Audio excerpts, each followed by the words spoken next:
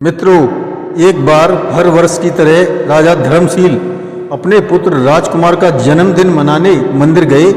वहीं देवी माँ के मंदिर में एक धोबी की पुत्री को देखकर राजपुत्र उस पर मोहित हो गया और उसने अपने मित्र से कहा, अगर मेरा विवाह इस लड़की से हो जाए तो मैं अपना सिर काटकर देवी माँ को अर्पित कर दूंगा। परिस्थितियाँ ऐसी बनी कि राजकुमार का विवाह उस धोबी की पुत्री से हो गया और इस प्रकार दोनों आमोद प्रमोद में अपना जीवन गुजारने लगे। राजकुमार धोबी की पुत्री की सुंदरता में ऐसा खोया कि वक्त का कोई ध्यान न रहा, पता ही नहीं चला। एक दिन धोबी की पुत्री ने राजकुमार से कहा, मैं कुछ समय के लिए अपने मायके जाना चाहती हूँ। पत्नी की बात मानकर राजकुमार अपनी पत्नी को मायके छोड़ने मित्र के साथ चल दिया। मार्ग में वही मंदिर पड़ा जहाँ राजकुमार ने अपना शीश अर्पण करने की बात कही थी। राजकुमार दोनों को बाहर छोड़कर मंदिर में अंदर गया और अपना सिर काट दिया। थोड़ी ही देर में मित्र ने भी अपना सिर काट दिया। जब उस धोबी की पुत्री ने देखा तो वह भी सिर काटने ही वाली थी। तभी माँ ने उसे रोक लिया और कहा, तुम दोनों के सिर उनके धड़ पर रख दो, मैं अभी जिंदा कर देती हूँ। पर सिर गलती से एक दूसरे के धड़ से जुड़ गए। फिर क्या हुआ, जानने के लिए इस कथा को पूरा सुने तथा सब्सक्राइब कमेंट करके बेल आइकन दबाना न भूलें। धन्यवाद। नमस्कार, मैं रणवीर सिंह लोटस एंटरटेनमेंट में आपका हार्दिक स्वागत करता हूं। मित्रों, एक बार फिर से उसी शमशान में पहुंचकर विक्रम ने बेताल को अपने बस में कर लिया और पीठ पर लादकर साधु के पास चल दिया। विक्रम, मेरा बोझ उठाए इस घनी अंधेरी रात में, इस वीराने में चलते चलते तुम थक जाओगे, इसलिए तुम्हारा बोझ हल्का करने के लिए मैं एक कहानी सुनाता हूँ। तुम्हारा समय भी कट जाएगा और राह की थकान महसूस नहीं होगी। और याद रहे, मेरी शर्त वही है कि तुम कुछ बोलना नहीं।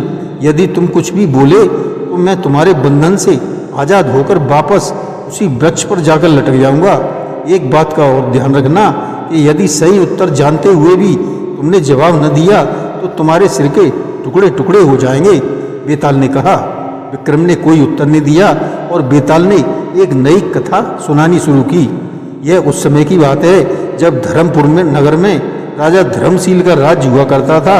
वह अपने नाम के अनुसार ही धार्मिक प्रवृत्ति का था। उसके राज्य में चारों ओर सुख समृद्धि फैली हुई थी, परंतु राजा को अपने निसंतान होने का बहुत दुख सताता था। उसे हमेशा यही चिंता लगी रहती कि उसके बाद वंश को कौन आगे बढ़ाएगा, धर्मपुर का राज कौन संभालेगा।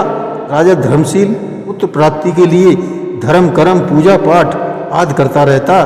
कई वर्ष बीत जाने के बाद देवी माँ की उस पर कृपा हुई और उसे पुत्र रत्न की प्राप्ति हुई। पुत्र होने के बाद राजा अत्यंत प्रसन्न था। राजा धर्मशील अपने पुत्र के जन्मदिन के अवसर पर प्रतिवर्ष देवी माँ के मंदिर में जाकर पूजा अर्चना करता और खूब दान पुण्य भी किया करता था। इसी तरह समय बीतता रहा और राजा का पुत्र अब जवान हो गया।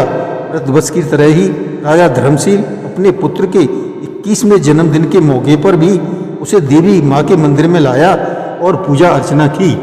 राजकुमार के साथ राजा के मंत्री का पुत्र तथा उसका प्रिय मित्र भी आया था। पूजा पाठ के बाद जब वे लोग वापस जाने लगे तो मंदिर के आंगन में ही राजकुमार की दृष्टि एक धोबी की पुत्री पर पड़ी। वह अत्यंत ही सुंदर थी। राजकुमार उसे देखते ही उस पर मोहित हो गया। अपने पिता धर्मशील से अलग हटकर राजकुमार ने अपने मित्र से उस लड़की के बारे में पूछा। मित्र, यह सुंदरी कौन है? राजकुमार, मैं शीघ्र ही पता लगाकर बता दूंगा। मंत्री के पुत्र ने उसी समय मंदिर के पुजारी से उस लड़की के बारे में पता लगाया। राजकुमार को बताया कि एक धोबी की पुत्री है। राजकुमार तो उसके रूप रंग का दीवाना हो चुका था। उसने फैसला किया कि वह इसी लड़की से विवाह करेगा, वरना आजीवन कुंवारा रहेगा। राजकुमार पुनः मंदिर के अंदर गया और देवी माँ की प्रतिभा के सामने यह प्रण किया कि यदि उसका विवाह इस सुंदरी से हो गया तो वह अपना सिर देवी माँ के चरणों में अर्पित कर देगा। राजकुमार ने अपने मित्र को भी अपने प्रण के बारे में बताया। उसके मित्र ने उसे समझाने का बहुत प्रयास किया, किंतु राजकुमार न माना। मंदिर से लौटकर वापस आने पर राजकुमार उदास रहने लगा। उसे उदास देखकर राजा धर्मशील भी चिंतित हो गया। राजकुमार के मित्र ने अपने पिता से राजकुमार के बारे में बात की और उन्हें बता दिया कि वह एक धोबी की पुत्री से विवाह करना चाहता है। मंत्री ने यह बात जाकर राजा धर्मशील को बता दी। राजा पहले तो बहुत गुस्सा हुआ, लेकिन फिर इकलौते पुत्र की खुशी के लिए राजी हो गया। राजकुमार का विवाह उसकी पसंद की कन्या धोबी की पुत्री से कर दिया गया। राजकुमार बहुत प्रसन्न था, उसकी मनोइच्छा पूर्ण हो गई थी। वह अपनी पत्नी के साथ वैवाहिक जीवन का पूर्ण रूप से आनंद लेने लगा। इस तरह से काफी समय बीत गया। एक दिन राजकुमार की पत्नी ने कहा, स्वामी, मुझे यहाँ रहते हुए बहुत दिन हो गए हैं। मुझे अपने माता पिता की याद आ रही है। आप कृपा करके मुझे कुछ समय के लिए मायके छोड़ाओ। क्यों नहीं प्रिय, अवश्य ही, मैं कल ही तुम्हें वहाँ छोड़ाऊंगा, राजकुमार ने कहा। अगले ही दिन राजकुमार अपनी पत्नी को उसके माता पिता के घर छोड़ने चल दिया। साथ में राजकुमार का मित्र भी था। तीनों रथ पर सवार होकर जा रहे थे कि अचानक रास्ते में देवी माँ का मंदिर दिखाई दिया। मंदिर देखते ही राजकुमार को अपनी प्रतिज्ञा याद आ गई। उसे बहुत गिलानी हुई कि जिस देवी माँ के कारण उसे मनचाही पत्नी मिली, उसी देवी माँ के प्रति वह अपना प्रण नहीं निभा पाया। राजकुमार ने अपनी पत्नी तथा मित्र से कहा, तुम दोनों यहीं पर रुको, मैं देवी माँ के दर्शन करके आता हूँ। मंदिर में पहुंचकर उसने देवी माँ से अपना प्रण पूरे करने में देरी के लिए क्षमा मांगी और तलवार निकालकर अपनी गर्दन पर वार कर दिया। बहुत देर तक इंतजार करने के बाद भी जब राजकुमार मंदिर में से न लौटा तो मित्र ने उसकी पत्नी से वहीं रुकने के लिए कहा और स्वयं मंदिर में चला गया। मंदिर में जाकर जब उसने राजकुमार को मरा हुआ देखा तो वह उद्विग्न हो उठा। उसने सोचा कि जब वह बाहर जाकर लोगों से कहेगा कि राजकुमार देवी माँ के चरणों में मरा पड़ा है तो कोई भी उस पर विश्वास नहीं करेगा। सब यही सोचेंगे कि वह राजकुमार की पत्नी पर मोहित हो गया, इसलिए उसने राजकुमार को मार डाला।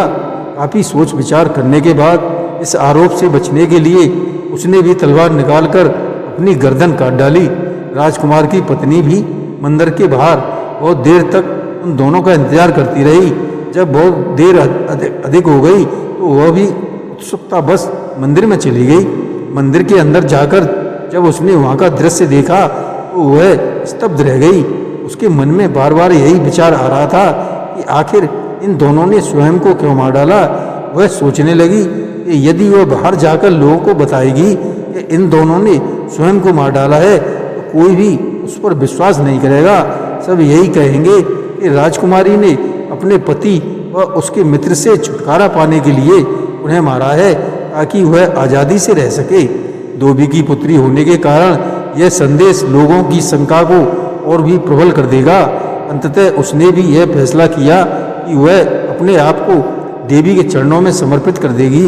यह निर्णय कर उसने अपने पति की तलवार उठा ली। अपनी गर्दन पर वार करने के लिए उसने अभी अपना हाथी उठाया था कि तभी देवी माँ ने साक्षात दर्शन देकर राजकुमारी से कहा, पुत्री, तेरा पति की भक्ति देखकर मैं बहुत प्रसन्न हूँ। मैं तुम्हारी मनोकामना पूरी करूँगी। मांगो, क्या मांगती हो? देवी माँ, मैं अपने पति से बहुत प्रेम करती हूँ और उसका मित्र मेरे भाई समान हैं। आप कृपा करके इन दोनों को जिंदा कर दें। राजकुमारी ने देवी माँ से प्रार्थना की, तुम्हारी यह मनोकामना अवश्य पूरी होगी पुत्री। तुम अपने पति तथा उसके मित्र के सिरों को उठाकर उनके धड़ के साथ रख दो। राजकुमारी ने दोनों के सिर उठाकर उनके धड़ों के साथ रख दिए।